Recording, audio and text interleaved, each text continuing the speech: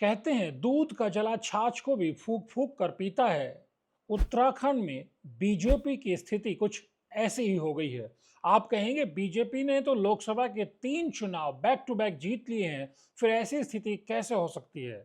हम बताते हैं ना। लोकसभा चुनाव जीतने के बाद, तीसरी बार लोकसभा चुनाव जीतने के बाद बीजेपी जिस अंदाज में बद्रीनाथ में उतरी थी, कांग्रेस से राजेंद्र भंडारी को आयात करके और हरियाणा से करतार सिंह भड़ाना को आयात करके मंगलौर में उतरी थी, पार्टी ने कभी कल्पना भी नहीं की थी कि अभी तो लोकसभा चुनाव की जीत का जश्न खत्म भी नहीं हुआ है, भला बद्रीनाथ और मंगलौर में जनता नकार कैसे देगी।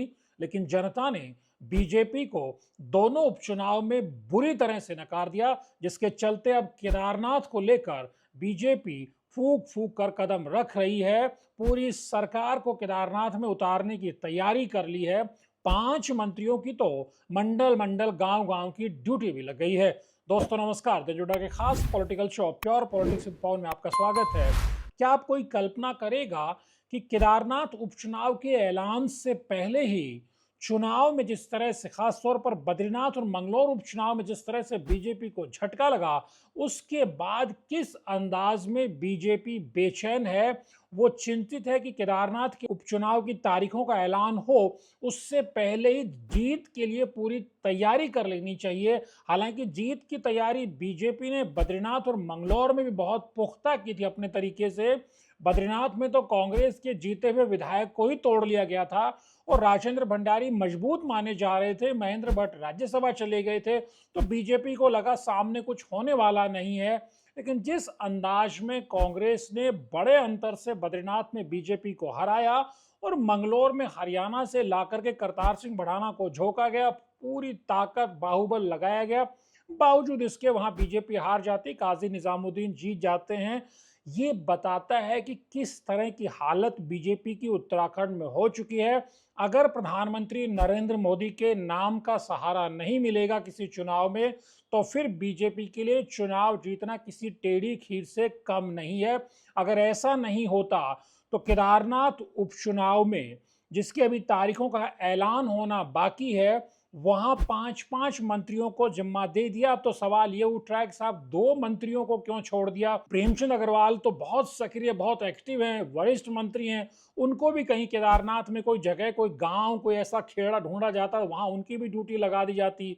और फिर धन सिंह रावत को बड़ा सरप्राइजिंग है कि धन सिंह रावत को तो उत्तराखंड में चुनावी चाणक्य, चक्रव्यूह रचने वाले कहा जाता है, फिर उनको बद्रीनाथ में इतनी महत्वपूर्ण जिम्मेदारी दी थी। उन्होंने तो हफ्ते भर वहां कैंप किया था, फिर 5,500 वोटों से हार गए राजेंद्र भंडारी बीजेपी।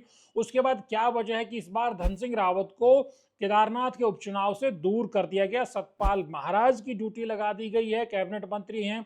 सौरभ बहुगुणा की ड्यूटी लगा दी है, दूसरे कैबिनेट मंत्री हैं। सुबोध उनियाल तीसरे कैबिनेट मंत्री जिनकी ड्यूटी लगाई गई है। रेखा आर्य चौथे कैबिनेट मंत्री जिनको ड्यूटी दी गई है। और 5वें कैबिनेट मंत्री के तौर पर गणेश जोशी को भी लगा दिया है। वही गणेश जोशी जिनको लेकर के विजिलेंस ने कहा है कि साहब हम जांच करने लेना चाह रहे हैं, इनकी आय से अधिक संपत्ति वाला मसला, उसकी जांच कर लेना चाह रहे हैं। उसको लेकर के पहले से बीजेपी पर विपक्ष का हमला तेज हो गया है।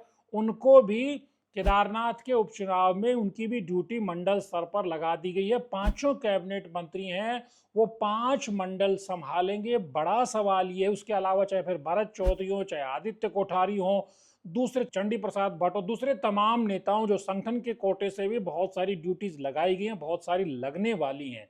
तो दूसरी तरफ अगर कांग्रेस की बात करें तो आप जानते हैं कांग्रेस ने जो 24 जुलाई को जो अपनी केदारनाथ धाम प्रतिष्ठा रक्षा यात्रा जो शुरू की थी, वो फिर 31 जुलाई की जो केदारनाथ के क्षेत्र में जो आपदा आ गई थी, उसके बाद उसे सस्पेंड कर दिया गया था। वो अब फिर से रिज्यूम करने वाली, फिर से शुरू होने वाली है 12 तारीख से।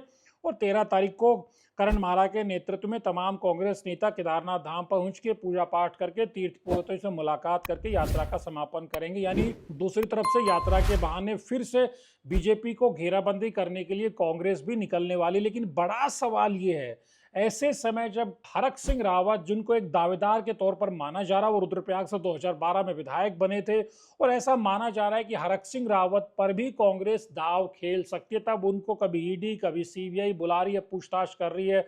और जिस अंदाज में हरक सिंह रावत के आक्रामक तेवर नजर आ रहे हैं, ऐसा लग नहीं रहा है कि लोकसभा चुनाव में भले वो घर के अंदर बैठ गए थे, लेकिन अब वो बैठने वाले नहीं है। जिस तरह के वो बयान दे रहे हैं, ईडी से लगातार करीब 12 घंटे की पूछताछ के बाद जो उनके बयान आए कि उनका मुंह न खुलवाया जाए, वो मुंह खोलेंगे तो भूचाल आ जाएगा सियासत का।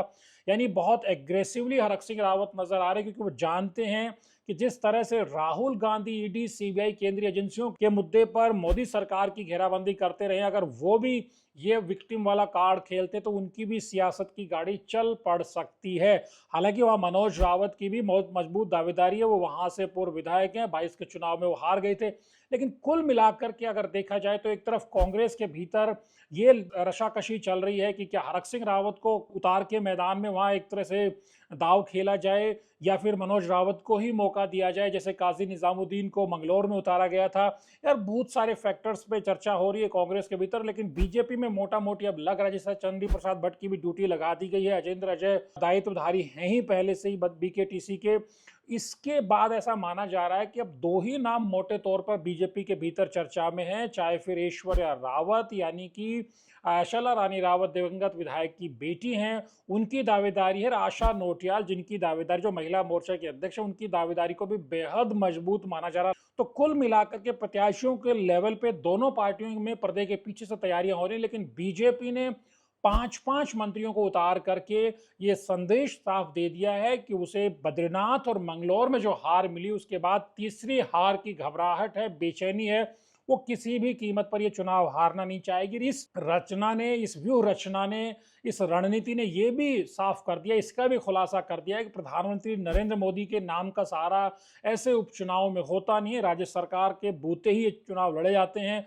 तो भले धामी की धमक की बात की जा रही हो, लेकिन किसी भी कीमत पर मुख्यमंत्री नहीं चाहेंगे कि जैसा बद्रीनाथ में भी धमक थी, मंगलौर में भी धमक थी, लेकिन बीजेपी हार गई, तो ऐसा रिस्क किसी भी कीमत पर केदारनाथ में नहीं लिया जाए। क्योंकि केदारनाथ में एक धड़ा ये भी मान करके चल रहा है कि जिस तरह से दिल्ली में जो केदारनाथ धाम मंदिर बनाने का मसला भले ही उसका पटाक्षेप हो गया, लेकिन लोगों में गुस्सा है, खासतौर पर चारधाम यात्रा का जिस तरह इस बार जो अव्यवस्था फैली थी यात्रा के शुरू होते ही, और जिस तरह से कुमाऊं में धर्म स्थलों को प्रमोट करने के बार बार आरोप एक तबका लगा रहा है, वो भी कहीं ना कहीं लोगों में एक सेंटिमेंट हो सकता है। ये सारी बातें फिर केदारनाथ धाम मंदिर ट्रस्ट का जो दिल्ली वाला बवेला था, उसने भी खासा तीर्थ पुरोहितों को और एक बड़े वर्ग को नाराज कर दिया था। यानी बहुत सारी बातें हैं, उसके ऊपर जो आपदा के जख्म है, जो आपदा के निशान है, वो भी धामी सरकार को और सत्ताधारी दल बीजेपी को बेचैन किए हुए हैं। यही वजह है कि एक छोटे से विधानसभा क्षेत्र में 5-5 मंत्रियों को लगा दिया गया है। यानी अभी मुख्यमंत्री पुष्कर सिंह धामी की ड्यूटी लगना बाकी है, प्रेमचंद अग्रवाल की ड्यूटी लगना बाकी है, और धन सिंह रावत की ड्यूटी लगना बाकी है, जिनको बद्रीनाथ में चाणक्य बना के उतारा गया था, लेकिन वहां बीजेपी चित हो गई थी, इसलिए प्रेमचंद अग्रवाल को पर्वतीय क्षेत्र से दूर रखा गया है और धन सिंह रावत को भी दूर रखा गया है। लेकिन कुल मिलाकर के कहा जा सकता है कि बद्रीनाथ और मंगलौर की हार के बाद से बीजेपी की जो ताजा जो फैसला हुआ, इससे उसकी बेचैनी, उसकी घबराहट को समझा जा सकता है। कांग्रेस किस तरह काउंटर करेगी, हरक सिंह रावत को आगे करेगी, मनोज रावत को आगे करेगी, या कोई और दाव खेलेगी, ये देखना बेहद दिलचस्प होगा। लेकिन बीजेपी ने अपनी तैयारी, अपनी रणनीति, अपनी चाल ने चलना शुरू कर दिया। धनुष अड्डा के वीडियोज को लाइक कीजिए, शेयर कीजिए और चैनल को सब्सक्राइब करना मत भूलिए। नमस्कार।